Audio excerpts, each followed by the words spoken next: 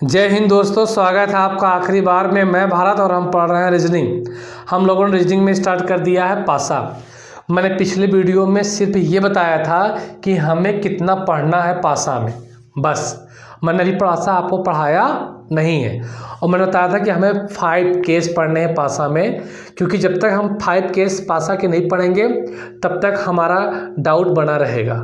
ठीक है। और आपको भी पता है कि पासा में यानी कि डाइस में सिर्फ एक ही क्वेश्चन पूछता है अपोजिट, चाहे वो डायरेक्ट हो चाहे इनडायरेक्ट हो। तो हम 5 केस में आज मैं स्टार्ट करने वाला हूँ केस 2, क्योंकि केस 2 ऐसा केस है जिसको पढ़ते ही सभी के बाकी केस जो है वो क्या हो जाएंगे, हमारे तैयार हो जाएंगे। तो केस 2 क्या था? केस 2 था when only two positions of a dice are given। जब एक पासे की केवल 2 स्थितियां दी जाती हैं, हिंदी में भी मैंने बता रखा है, मैं बोल दिया हूं, ठीक है। तो इस चीज़ को ध्यान दीजिए। When only 2 positions of a dice are given, जब एक पासे की केवल 2 स्थितियां दी जाती हैं। इसके अंतर्गत हम 3 तरह के सवाल पढ़ते हैं, मैंने बताया था। एक तो पढ़ते इसे के अंदर only one common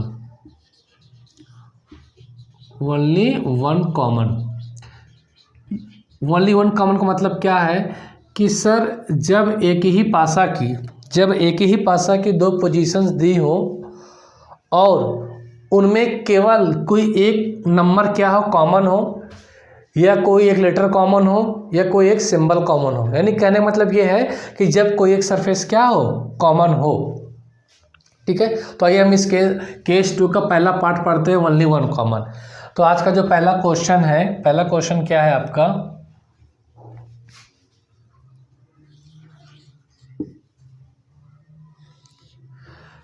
मेरे साथ साथ आप लोग भी क्या है, बनाते चले फिगर को।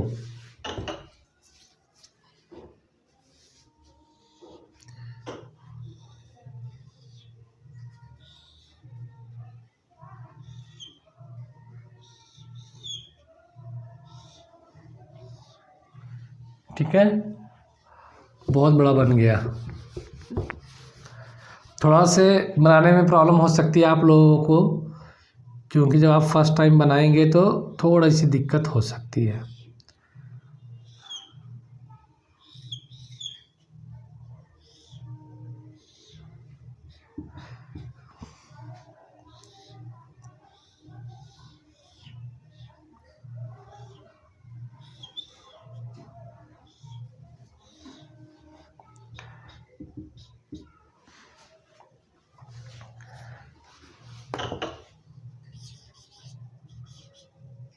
क्वेश्चन फर्स्ट है,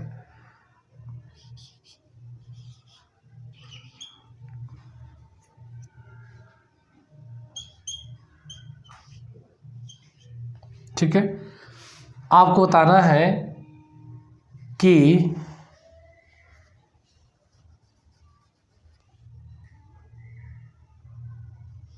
चलो यहाँ 2 लिख लिया। ये क्वेश्चन आपको बताना है कि अपोजिट टू 1, एक के विपरीत कौन सी संख्या होगी, ये बताना है।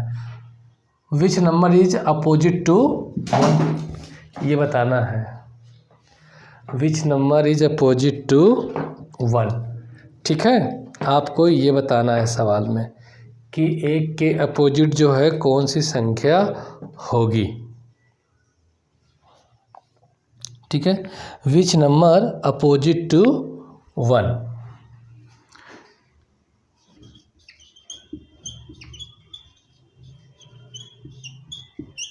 विच नंबर अपोजिट टू 1, एक के विपरीत कौन सी संख्या होगी। ठीक है ना, कौन संख्या होगी एक के विपरीत।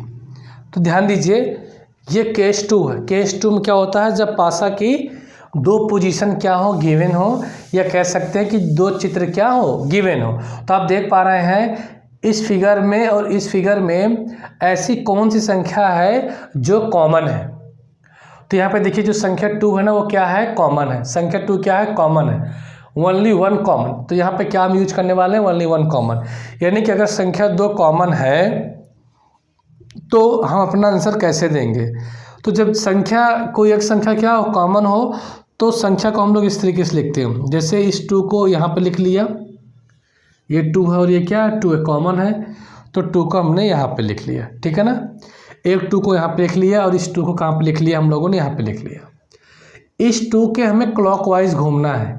कैसे घूमना है, क्लॉकवाइज, इस तरीके से।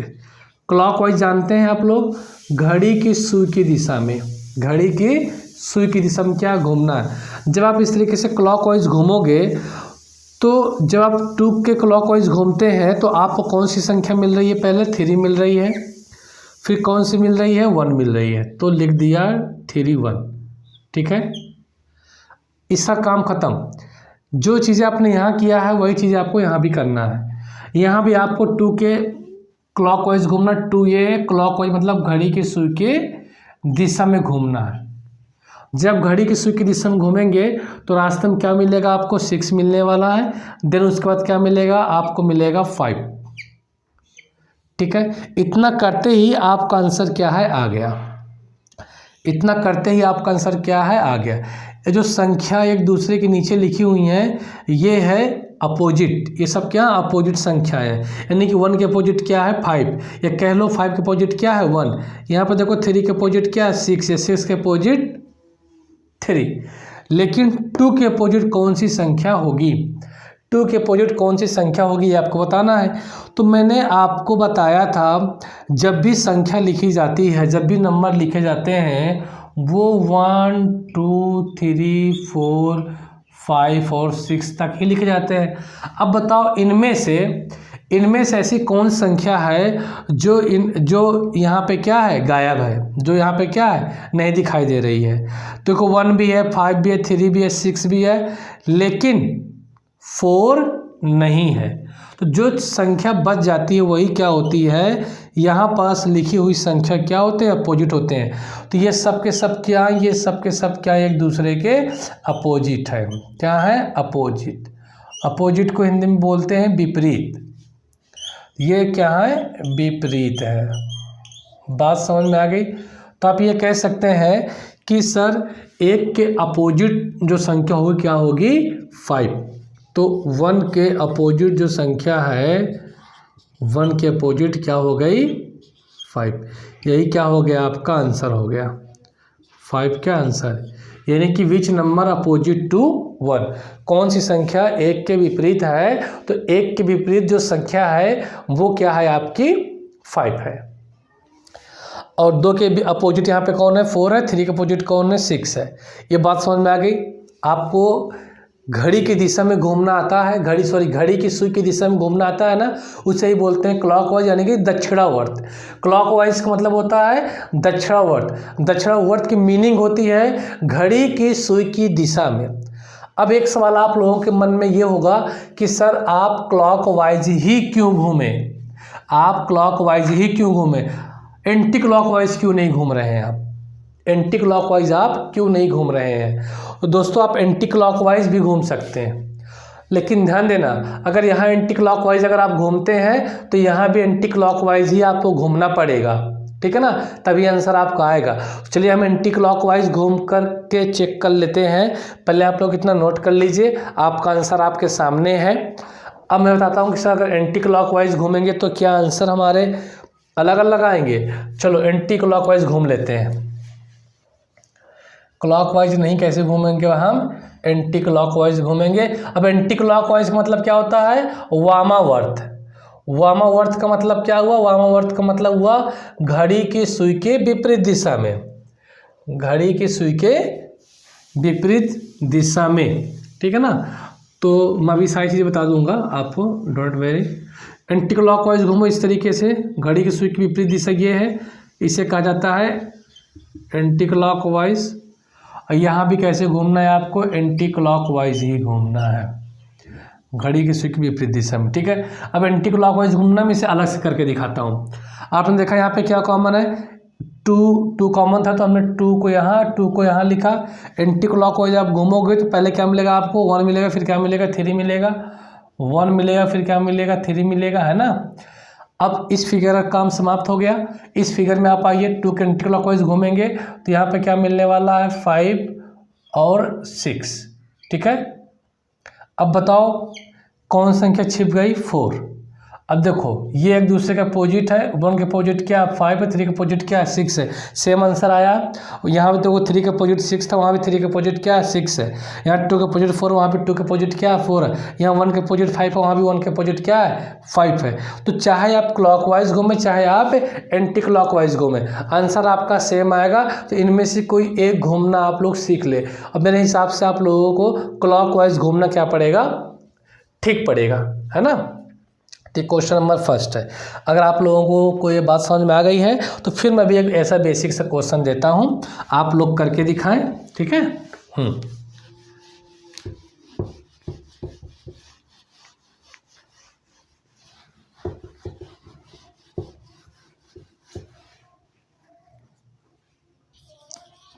Question number 2,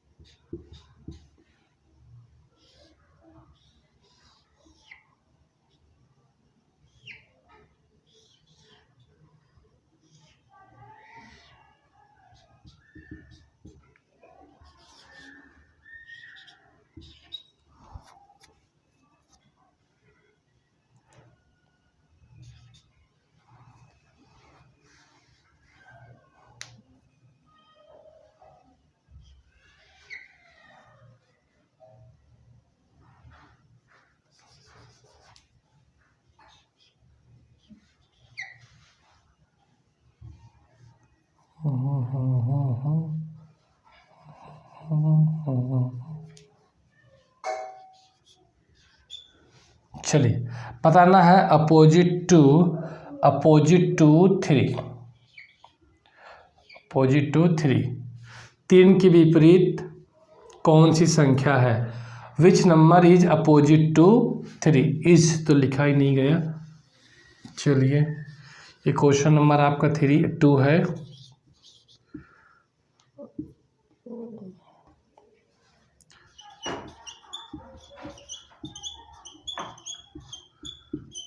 which number is opposite to, क्या पूछा था, 3। 3 के विपरीत कौन सी संख्या है।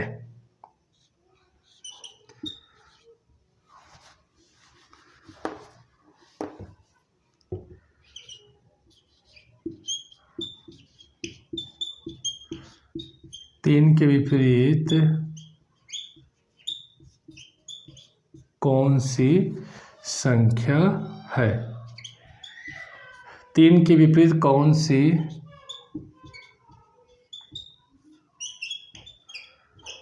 संख्या, ये आपको क्या है बताना है, ठीक है। सिंपल सी बात है, 3 के विपरीत कौन सी संख्या है ये आपको बताना है। मैंने लिख देता हूँ आपको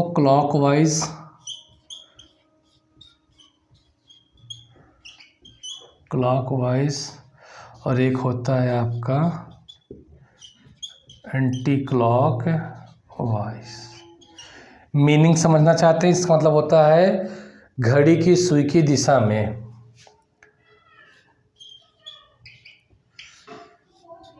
घड़ी की सुई की दिशा में कहा जाता है इसको वामावर्त। इसका मतलब होता है घड़ी की सुई की विपरीत दिशा, इसका मतलब वो घड़ी के सुई की विपरीत दिशा में, के लगा लो, घड़ी के सुई की विपरीत दिशा में, घड़ी के सुई की दिशा में, ये इनका मीनिंग हुआ। बाकी आप इसे दक्षिणावर्त कह सकते हैं, इसे कह सकते हैं आप वामावर्त। तो फिर दक्षिणावर्त का मीनिंग हो जाएगा घड़ी के सुई की दिशा में, और वामावर्त का मीनिंग हो जाएगा घड़ी के सुई के विपरीत दिशा में। ठीक है, ये चीज़ें हैं। अब बताओ, आंसर तो आपका आ ही गया होगा। अब बताओ इस फिगर में क्या कॉमन है। सर इस फिगर में क्या कॉमन है, 4 कॉमन। देखिए यहाँ पास, ये यहाँ पे 4 है और यहाँ पे क्या है आपका 4 है, तो 4 को यहाँ लिखा, 4 को यहाँ लिखा। क्लॉकवाइज घूमना है तो मैं तो यूँ घूमूंगा घड़ी की सुई की दिशा में, ऐसे क्लॉकवाइज। जब आप घूमेंगे क्लॉकवाइज तो रास्ते में क्या मिलेगा, 2 मिलेगा, फिर यहाँ क्या मिलेगा 3, तो 2 मिला, क्या मिला 3, सा काम हो गया। फिर यहाँ घूमिए आप क्लॉकवाइज, तो क्या मिलने वाला है आपको रास्ते में सर 1 मिलेगा, और फिर क्या मिलेगा 5।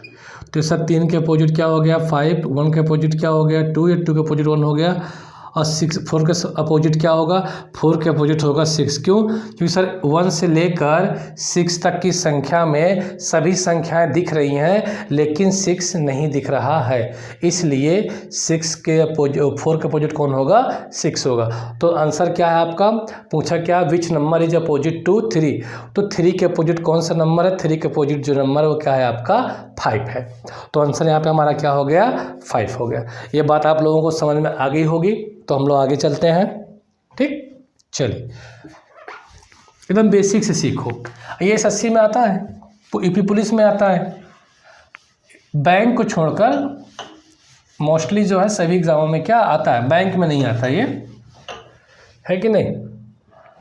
अभी हम लोग बहुत अच्छे अच्छे क्वेश्चंस करने वाले हैं, इसके अलावा पहले ये कंप्लीट हो जाए, उसके बाद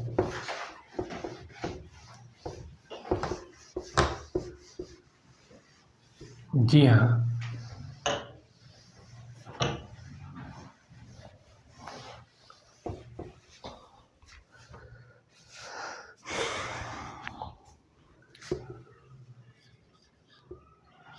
क्वेश्चन नंबर 3,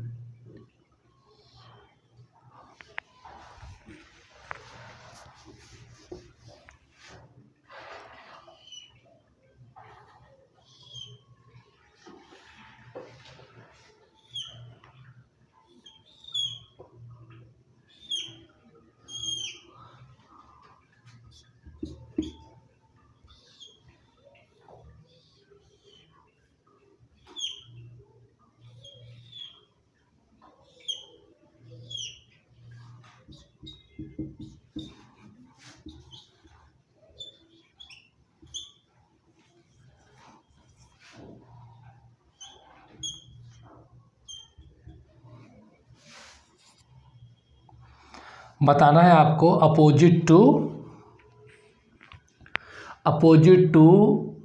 डी। लिख दें क्वेश्चन पूरा कि शॉर्टकट में ही समझ जाएंगे। देखिए इसका मतलब ये है कि आपको बताना है अपोजिट टू डी, यानी कि डी के विपरीत कौन सा लेटर होगा, ये आपको क्या बताना है, ये आपका सवाल है। आपको डी के अपोजिट में बताना है कि डी के अपोजिट कौन सा लेटर होगा। तो अब ध्यान से देखिए इन दोनों फिगर में कौन से लेटर कॉमन है या कितने लेटर क्या है कॉमन है। तो आप देख पा रहे हैं कि सर यहाँ पे सी है और यहाँ पे क्या है सी है। तो सर ये तो केस 2 का पहला पार्ट है, जिसके अंतर्गत क्या है कि एक लेटर क्या है आपका कॉमन है, एक लेटर क्या है आपका कॉमन है। तो जो कॉमन है उसे लिखे आप यहाँ पास, सी को लिखा और इस सी को लिखा। इसके आप क्लॉकवाइज घूमेंगे इस तरीके से। क्लॉकवाइज घूमा आपने तो रास्ते में क्या मिला, पहले ए मिला, फिर क्या मिला आपका बी मिला। इधर भी आप क्लॉकवाइज घूमेंगे इस तरीके से। जब आप क्लॉकवाइज घूमेंगे तो रास्ते में क्या मिलेगा, डी मिलेगा और क्या मिलेगा, ए मिलेगा। तो बी के अपोजिट ई हो गया, ए के अपोजिट डी हो गया और ए के अपोजिट क्या होगा, एफ हो गया। क्यों, मैंने कहा था जब भी लेटर लिए जाएंगे तो ए बी सी डी, ई और एफ। अब इन 6 लेटर में आपको 5 लेटर तो दिख रहे थे, कौन सा लेटर नहीं दिख रहा था? एफ नहीं दिख रहा था। जो नहीं दिखता वही इसका क्या हो जाता है? अपोजिट हो जाता है। तो यहाँ पर ये सब क्या एक दूसरे के क्या है? अपोजिट है, यानी कि विपरीत लेटर है। तो आंसर क्या हुआ हमारा? आंसर जो हुआ डी के अपोजिट पूछा है, तो डी के अपोजिट क्या हो गया? डी के अपोजिट हो गया आपका ए। ये क्या हो गया? हमारा आंसर हो गया। बात समझ में आ गई? अपोजिट मतलब आप लोगों को मालूम है हिंदी में क्या कहा जाता है? विपरीत। ये वे संख्या या वे लेटर होते हैं जो कभी भी एक दूसरे से मिल नहीं सकते हैं। ठीक है, तो ये आपका हुआ क्वेश्चन नंबर 3। मेरे ख्याल से आपको चीज़ें समझ में आ रही होंगी। ठीक है, चलिए थोड़ा सा क्वेश्चन का लेवल बढ़ाते हैं। अगर ये बातें समझ में आ गई हैं आपको तो ठीक है, इसे नोट कर लें फटाफट। आप इसे नोट करें फटाफट, फिर हम दूसरा क्वेश्चन क्या आपको दे रहे हैं, अगर ये बातें समझ में अगर आप लोगों को आ गई है। क्योंकि समझना बहुत ज़रूरी है, समझना बहुत ज़रूरी है। बिना समझे जो हो कुछ होने वाला नहीं है, तो आपको समझना तो पड़ेगा। कंसेप्चुअल चीज़ें पढ़ेंगे तो अपने आप ट्रिक निकल के आ जाएंगे, अपने आप सारी चीज़ें क्या है निकल कर आ जाएंगी आपके सामने। ठीक है, तो नोट कर लिया आप लोगों ने इसे? अगर आपने नोट कर लिया है तो फिर हम अगला क्वेश्चन दे हैं।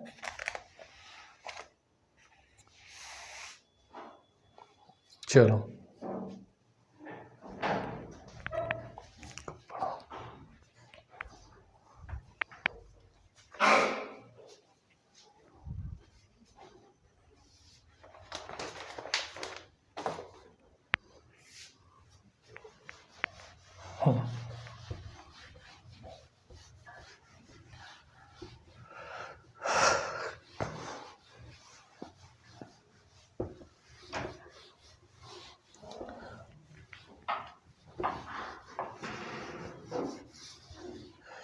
Question number 4।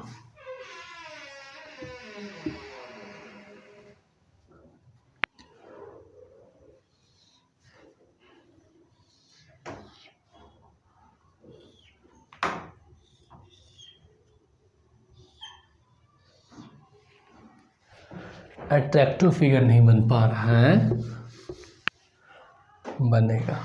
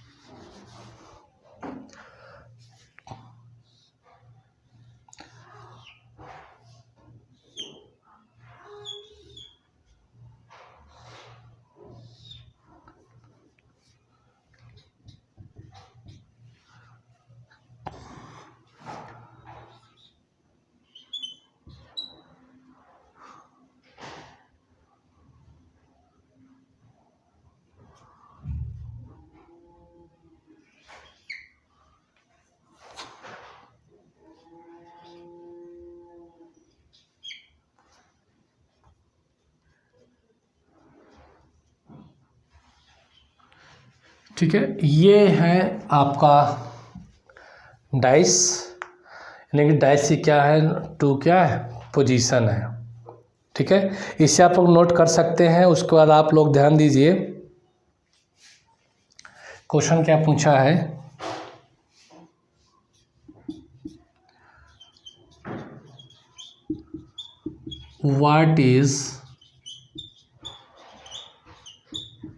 What is the number at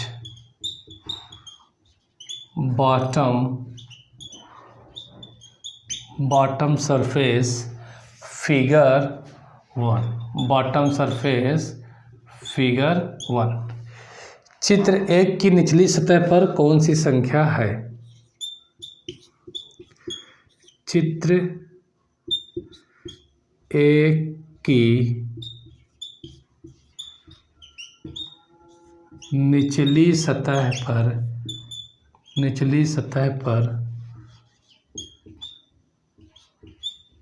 सतह पर कौन सी संख्या, ये आपको बताना है। क्वेश्चन क्या है, what is the number at bottom surface figure 1। ठीक है, बात समझ में आ रही है। आप लोग क्वेश्चन को क्या लिख सकते हैं, ठीक।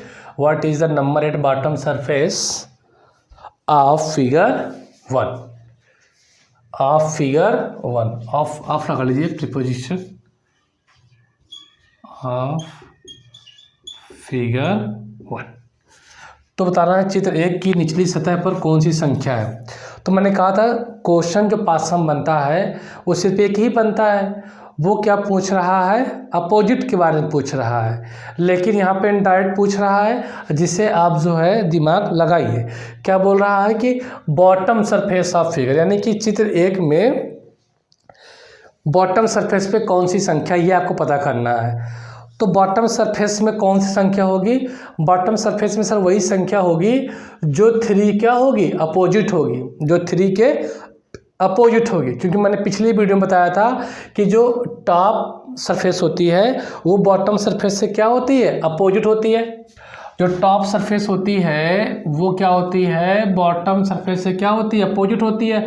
अगर आपको इन दोनों में से किसी एक के बारे में पता चल गया तो दूसरा तो आप बता ही देंगे ना। जैसे पूछा कि बॉटम में कौन संख्या होगी, तो आपको पता है कि टॉप में कौन है, 3 है। इसका मतलब क्या हुआ कि आपको 3 के अपोजिट बताना है, 3 के क्या बताना है, अपोजिट बताना है। तो हल कैसे करेंगे, इस फिगर को आप ध्यान से देखिए। जब आप इस फिगर को ध्यान से देखेंगे तो यहाँ पास ये सर केस 2 है, केस 2 का पहला पार्ट है। क्यों पहला पार्ट, इसलिए है क्योंकि सर इसमें क्या है, एक संख्या क्या है, कॉमन है। कौन संख्या कॉमन है आपकी, ध्यान से देखिए सर। यहाँ पास वैसे तो आप आंसर इसका फटाफट दे सकते थे ओरली, सर यहाँ पे 3 कॉमन है। देखिए यहाँ पे 3 है, यहाँ भी क्या है, 3 है। तो जो संख्याएं कॉमन होती हैं उन्हें हम क्या करते हैं, लिख लेते हैं यहाँ पास नीचे। चलो मैं यहाँ पे लिख दे रहा हूँ आपका, ये बात समझ में आ गई है ना। चलो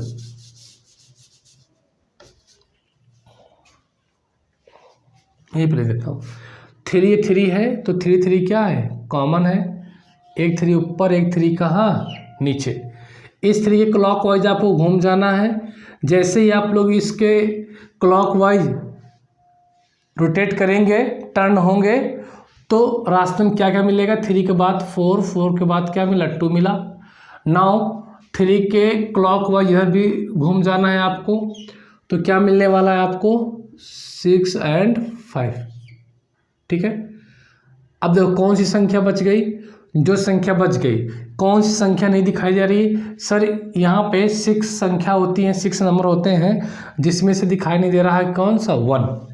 ठीक है ना, ये देखो ये दिखाई दे रहा है उधर 1, तो 3 का अपोजिट क्या हो गया, 1। ठीक है, आपको मालूम है कि 2 के अपोजिट क्या हो जाएगा आपका, 5 हो जाएगा, 4 के अपोजिट 6 हो जाएगा, 3 के अपोजिट 1।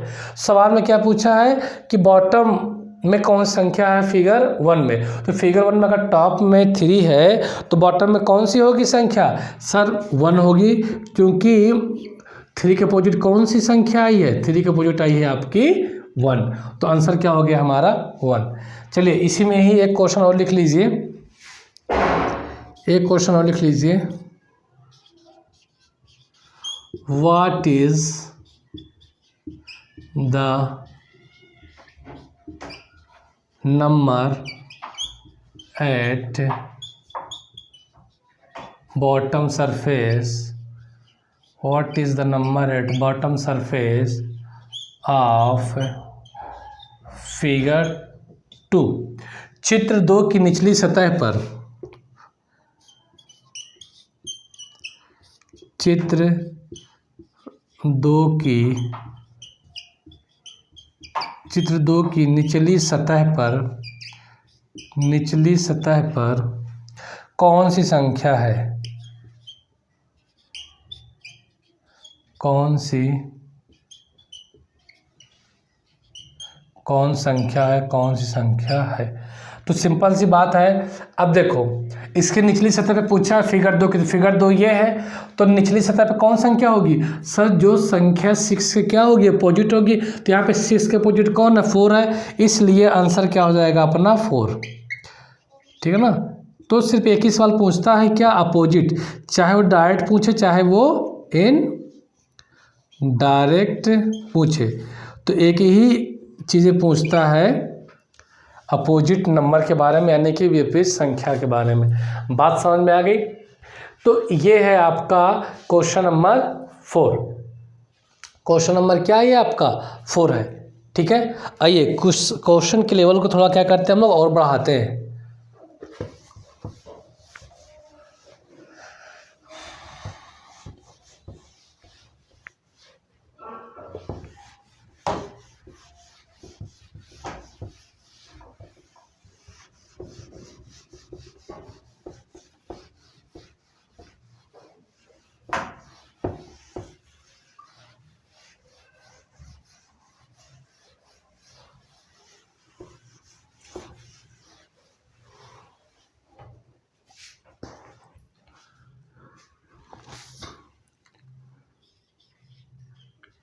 Question number 5।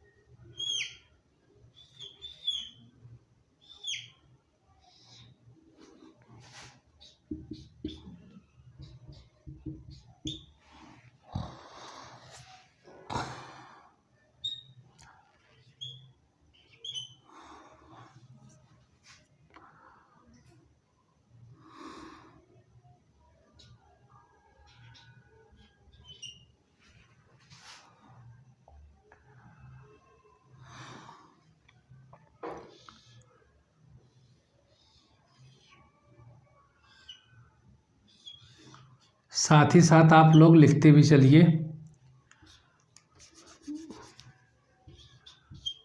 जब समझाया जाएगा तब आपको लिखना नहीं है, तो नीचे तो अब आपको इसी क्वेश्चन को ऑप्शन में दिया जाएगा, तो जब ऑप्शन में दिया जाएगा तो ऑप्शन में आप किस तरीके से सॉल्व करेंगे इसे।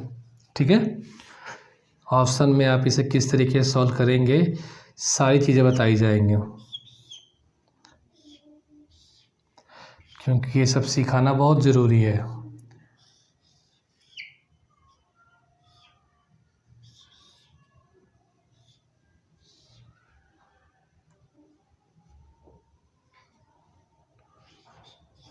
ठीक है, चलो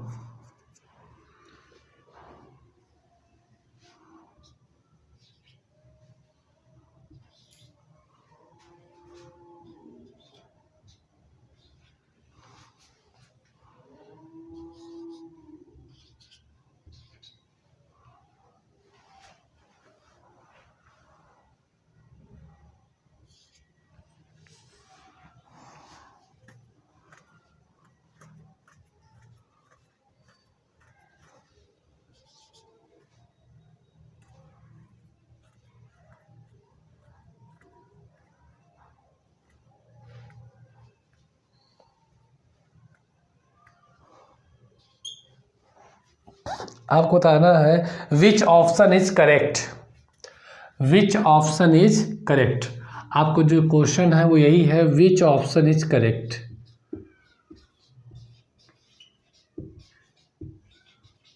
विच ऑप्शन इज करेक्ट, कौन सा विकल्प सही है। विच ऑप्शन इज करेक्ट, कौन सा विकल्प सही है, कौन सा विकल्प सही है आपको ये बताना है। विच ऑप्शन इज करेक्ट, कौन सा विकल्प क्या है, सही है, आपको ये बताना है। विच ऑप्शन इज करेक्ट, कौन सा विकल्प आपका सही है, ये आपको क्या है बताना है। ठीक है, बताओ फटाफट। देखिए क्वेश्चन वही है, लॉजिक वही है, कंसेप्ट वही है, पूछने का तरीका है इसका अलग अलग, और सिर्फ इसमें एक ही का सवाल पूछेगा, अपोजिट, डायरेक्ट या इनडायरेक्ट पूछना, सिर्फ एक ही सवाल है, अपोजिट यानी कि विपरीत। अब बताइए कौन सा ऑप्शन सही होगा। ठीक है, जी हाँ, देखिए सर हम ऑप्शन कौन सा ठीक होगा इसे हम तो बाद में बताएंगे। हल करने का जो तरीका है, जो मेथड है, उसे हम अप्लाई करते हैं। तो देखिए ये हम केस 2 ही पढ़ रहे हैं। केस 2 में एक पासा की ही 2 पोजीशन क्या है, गिवन है।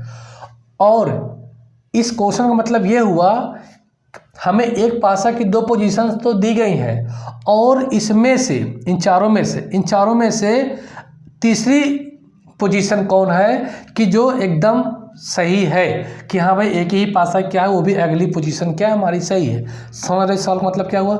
मेरे कहने का मतलब ये है, ऐसे क्वेश्चन की मीनिंग ये होती है कि यहाँ पे एक पासा की 2 पोजीशन तो गिवन है।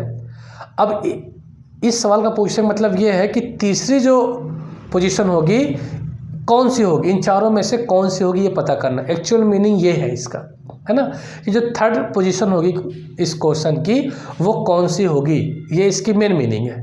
थर्ड पोजीशन के बारे में बताना है, तो आपको उस ऑप्शन के बारे में पता करना है। और उस ऑप्शन को आप कैसे पता करेंगे कि सही है कि नहीं? उस ऑप्शन को आप कैसे पता करेंगे? देखिए जो मैंने आपको सिखाया है वही अप्लाई करना है।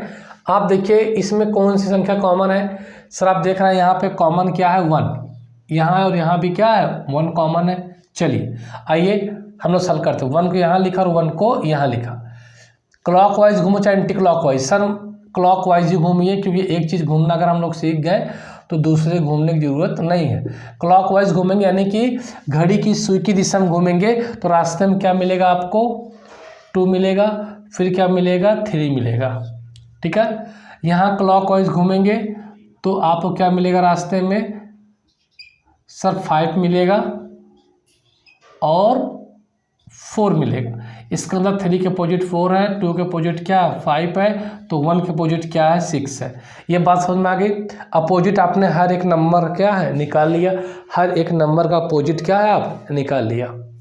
एक चीज़ ध्यान देना, अभी आपको आगे पढ़ाऊँगा बट यहाँ मैं बता दूँ, ये जो पासा है ना, ये जो पासा है, ये पासा जो हमारा स्टैंडर्डाइज है, क्या है, स्टैंडर्डाइज मानक पासा। कौन सा पासा है, मानक पासा। सर मानक पासा कैसे आपको मालूम चला? हालांकि भी हमें आगे पढ़ना है बट मैं यहाँ पे बता देता हूँ। मानक पासा वो पासा होता है जिसकी 2 अपोजिट सरफेस का जो सम होता है वो क्या होता है, 7 होता है। देखो 6 और 1 7, 5 और 2 7, 3 और 4 7। आगे हम पढ़ेंगे, मैं यहाँ पे फालतू ही बोल दिया। ठीक है, अब आपको बताना है कि कौन सा ऑप्शन क्या है आपका सही है, ये आपको बताना है। तो देखो अगर क्लॉकवाइज घूमना आता है ना आप लोगों को अगर क्लॉकवाइज घूमना नहीं आता है तो आप मुझे कमेंट करके बताइएगा, तो मैं आपको क्लॉकवाइज भी घुमाना अच्छे से बता दूंगा किस तरीके से घूमा जाता है। फिलहाल घड़ी की सुई की दिशा में ही घूमते हैं, ठीक है ना।